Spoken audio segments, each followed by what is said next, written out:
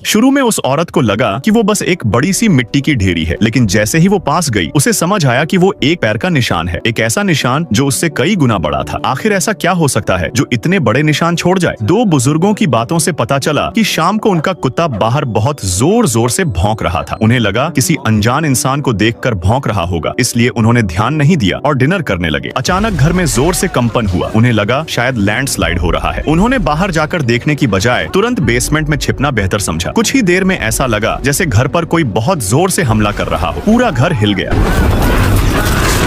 जब बाहर से कोई आवाज नहीं आई तो दोनों बाहर निकले और जो देखा उसे देखकर दंग रह गए। उनका पूरा घर बर्बाद हो चुका था। ऐसा लग रहा था जैसे किसी ने जानबूझकर उनके घर को कुचल डाला हो। जमीन पर दो बहुत बड़े पैरों के निशान भी थे। ये सब सुनकर कैप्टन क्रिस को लगा कि ये किसी बहुत बड़े जीव का काम है। वो पैरों के निशानों के सहारे पूरे 20 किलोमीटर तक खोजते रहे, लेकिन उन्हें कुछ नहीं मिला। ऐसा लग रहा था जैसे वो जीव हवा में गायब हो गया हो। उन्होंने थर्मल इमेजिंग तक की, लेकिन फिर भी कुछ नहीं मिला। इतने बड़े जीव का बिना कोई सुराग छोड़े गायब हो जाना नामुमकिन है। जरूर वो कहीं छिपा होगा, लेकिन आसपास की पहाड़ियां तो सब खुली थीं। वो आखिर छिपता तो कहां? फिर उन्हें अंदाजा हुआ कि वो जीव खुद को पहाड़ की तरह छुपाकर बैठा है। इसी सुराग से कैटी और टीम ने एक पुराना आर्कियोलॉजी प्रोफेसर ढूंढा, जिसने 10 साल पहले ऐसे ही विशाल जीवों पर रिसर्च की थी। तब सबको लगता था कि वो पागल है और उसे पागलखाने तक भेज दिया गया था। लेकिन आज जब फिर से ऐसे सबूत मिले तो उन्हें समझ आया कि उस प्रोफेसर की बातों में सच्चाई थी। वो प्रोफेसर को उसी जगह ले गए जहाँ ट्रोल आखिरी बार देखा गया था। प्रकृति को समझने के सालों के अनुभव से प्रोफेसर को मिट्टी की खुशबू में कुछ अजीब महसूस हुआ। वो तुरंत उस जगह की ओर बढ़ा। कैटी भी पीछे पीछे चली गई। प्रोफेसर ने अपने 10 साल पुराने नक्शे से इलाके की तुलना की और पाया कि यहाँ की जमीन कुछ गड़बड़ थी। एक पहाड़ी यहाँ पहले नहीं थी। जैसे ही वो दोनों नक्शे की तुलना कर रहे थे, उनके पीछे वाली पहाड़ी ने अचानक एक आंख खोली। कैटी को जैसे ही कुछ अजीब महसूस हुआ, उसने पीछे मुड़कर देखा और देखा एक विशाल आंख उन्हें घूर रही थी। वो आंख लगातार उन्हें देख रही थी।